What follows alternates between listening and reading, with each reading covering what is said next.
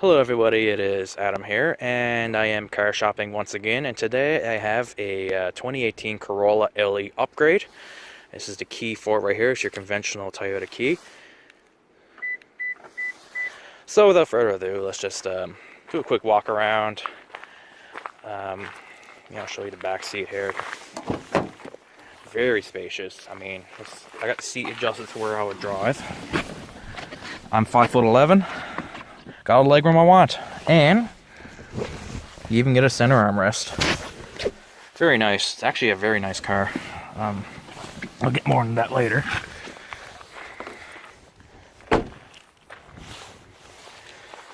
And you got your trunk here. I'm not going to open it because that will fall down, and I don't really feel like picking that up again. And you got your passenger seat here. Got the Barcelona red metallic color. You got your glove box here. This is a very quick tour. The video is just focused on the test drive. Got the very nice looking 16-inch aluminum alloy wheels. You got front disc brakes, rear drums, but in my opinion, drum brakes work just as good. I mean, they last longer. They're not as maintenance heavy as discs. I guess they are more expensive to replace when they go, but they do last a long time. I guess that's why Toyota chose to use drums on the Corolla, because Corolla has such a reputation for being, such a solid, reliable car. A long-lasting car, and that's the reason why I'm looking at this car. I want something that will hold its value, and, I know a lot of people think the Corolla is boring and stuff like that. I just want to show you guys what the lights look like. Got these LED headlights, high and low beam, which look very nice.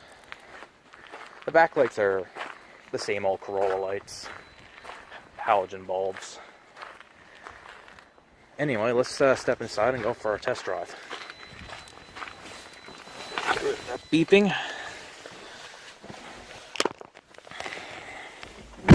Closing the door. It has a little bit of an aftershock when you close it, so it's not the most solid feeling thing like say maybe a Volkswagen or a Honda, but I don't really care about the rest of the car. Feels really good. I mean, the car does drive really nice for what it is. It actually really surprises me, because I was expecting the Corolla to feel like tinny and bouncy and light, because that's how they always have felt, but this car feels really smooth and heavy. It feels like a Camry, so let's just a quick look at the interior. Let's start it up first.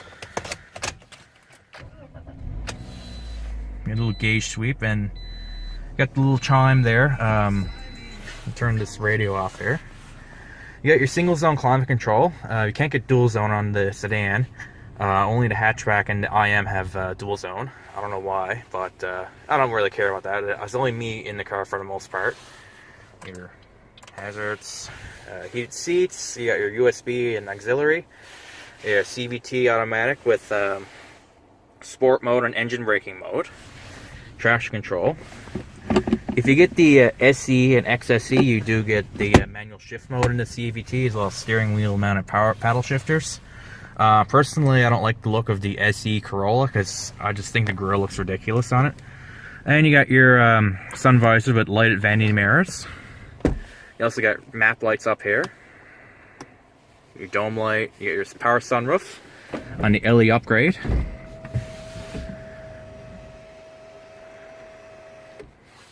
Close it automatically as well. You can also tilt it up.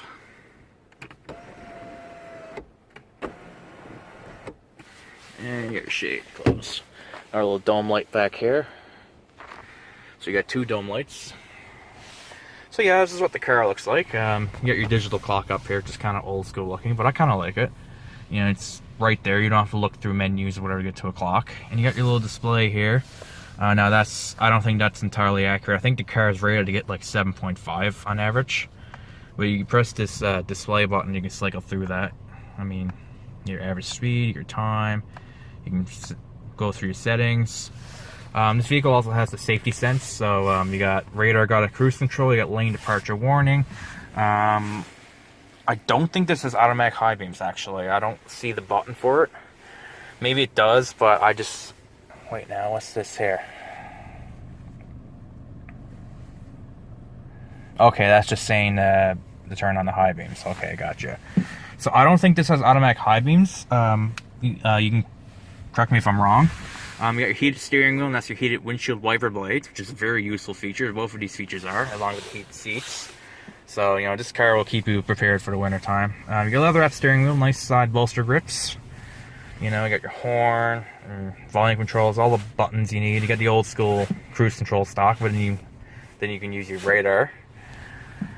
So yeah, that's the interior of the Corolla. So let's set you up and we'll go for a quick drive.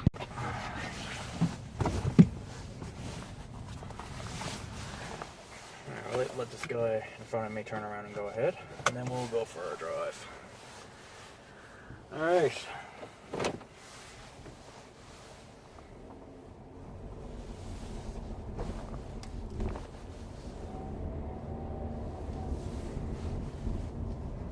So this is a windy country road, so this will test the handling and steering responsiveness and stuff. The steering is like maybe a little bit slow to respond. It's not as snappy as like a Mazda or a Civic steering, but honestly, I mean, this car is meant to be more of a comfortable ride than sporty or whatever, and that's what Corolla's always been known for. It's just been a comfortable car to drive.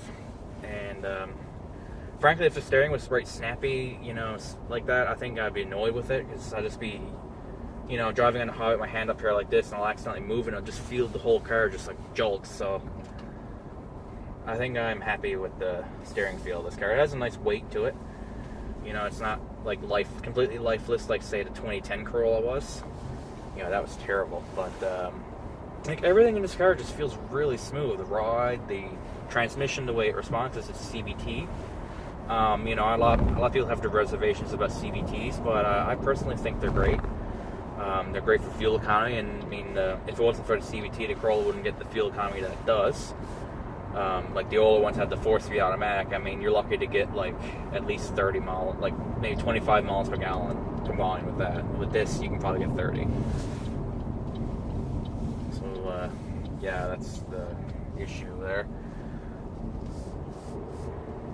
Acceleration, I mean, yeah, it's a bit sluggish. I mean, but then again, this is an economy car that's meant for fuel efficiency, not for sporty performance. If you want a sporty performance car, Toyota has the new Corolla hatchback out, which has 168 horsepower, a 6-speed manual with automatic rev matching, or a CVT with a direct drive first gear and 10 pre-selected ratios with paddle shifters. So, I mean, that's your sporty compact car if you want to get that. The Corolla is meant to be, it's a starter family car / car for anybody, really. It's a car for anybody.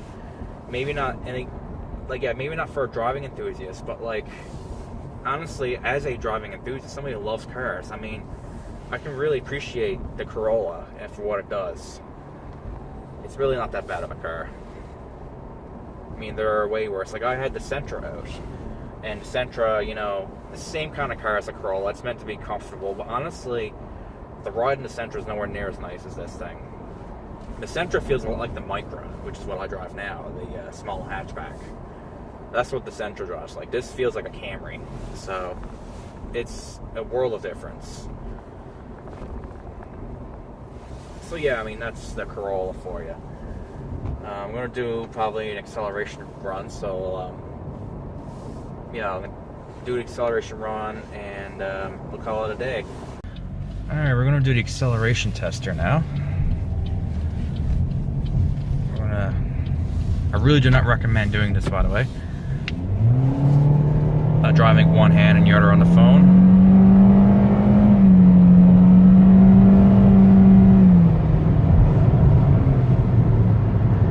Yeah, it does get up to speed, you know. It is kind of sluggish, but it is actually a bit quicker than the CHR. My mom has a CHR, and you know, that thing is pretty sluggish. And it's about the same. I think this might be a tiny bit quicker than the Sentra.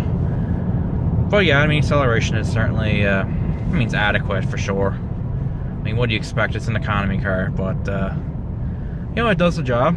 Sport mode basically just brings the revs up. I mean, makes the car feel a little bit more responsive.